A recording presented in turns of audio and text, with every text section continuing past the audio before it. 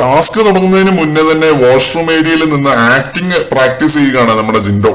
അത് കണ്ടുകൊണ്ടിരുന്നപ്പോ ചിരിച്ചിരിച്ച് ഊപ്പാടിളകിയ അവസ്ഥയിലായിരുന്നു ഞാൻ. ഓൾറെഡി റോക്കിയും അർജുനും ഒക്കെ കൂടി ഒരു സൈഡിൽ നിന്ന് അവരുടേതായ രീതിയിൽ സ്കോർ ചെയ്യുകയായിരുന്നു, അവരുടെ മേക്കപ്പ് ഒക്കെ ആയിട്ട്.